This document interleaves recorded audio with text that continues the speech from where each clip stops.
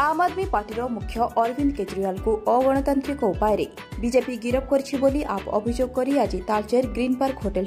एक सांबादिक सम्मेलन में आप्र जिला सभापति ज्योतिरंजन पंडा प्रकाश कर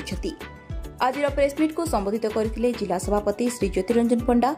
रंजित कुमार महापात्र, शरद चंद्र दास, विक्रम राउत, दलगोविंद महापात्र और जुगलजीत।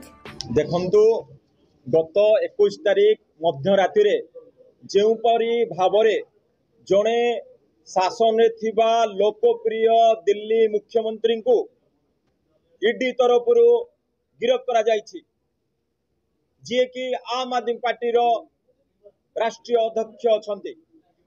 निर्वाचन समय रे कौनसी प्रकार एपरी गिरफ्तारी कौनसी नेता को करिवार व्यवधान नहीं तथापि ईडी तरफ एक मिथ्या अभियोग और तांको गिरफ्त करा जायछि। ता प्रतिवाद रे समग्र भारत वर्ष रे आमे प्रतिवाद सभा करूचु एवं कहूचु जणाउचु जो दोषी आधार रे आपण अरविंद केजरीवाल को गिरफ्त करुचंदी सी केबे कही नांती जे अब अरविंद केजरीवाल को मु चिनी नाही बोली निजे हाईकोर्ट रे एवं सुप्रीम कोर्ट रे कहिसंती एवं तत्सहित आपण जानिथिबे जो दिन 21 तारीख दिन गिरफ्त करा जायछि सेही दिन इलेक्ट्राल बॉन्ड रो मध्य सुप्रीम कोर्ट आगरे एवं ईसी मध्य गोटे तालिका प्रस्तुत करछंती जोउतरे सेही पी शरद चंद्र रेड्डी 59.50 लाख कोटी टंका 59.50 लाख कोटी टंका भारतीय जनता पार्टी को देइछंती पाखापाखि 59.50 लाख टंका इलेक्ट्राल बॉन्ड रे भारतीय जनता पार्टी को देइछंती। एइथिरे आमे कहूचो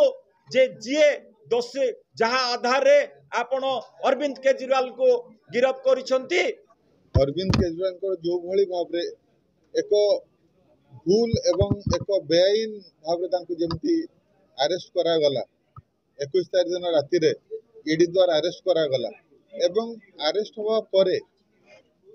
इलेक्ट्रल बॉन्ड रो जो खुलासा हैला एवं इलेक्ट्रल बॉन्ड जो सांघातिक खबर सब आसिला जे जीए अरविंद केजरीवाल को ना रे जीए साक्षी हेची से निजे मना करुची जे मो अरविंद केजरीवाल सहित केबे देखा हेनी एवं अरविंद केजरीवाल को मो कोनोसी पैसा देइनी एवं प्रमाणिक भाव रे इलेक्ट्रा बॉन्ड रिपोर्ट रे आपण माने देखि परिबे सेथिरे पी शरद चंद्र रेड्डी जे कि तांको अरविंद के विरुद्ध रे जे राजसाक्षी जंती सीए खोला खोली भाव रे बारंबार करिकरी 109.5 कोटी टंका भारतीय जनता पार्टी को इलेक्ट्रल बॉन्ड माध्यम रे देइचंती एवं तापरे तांको जामीन हेची एवं से तापरे तांकर सजारू भी बाहर जाइचंती एवं एहाकू एक षड्यंत्र भाव रे एवं तांको राजसाक्षी करके एक षड्यंत्र भाव रे अरविंद केजरीवाल को विरुद्ध रे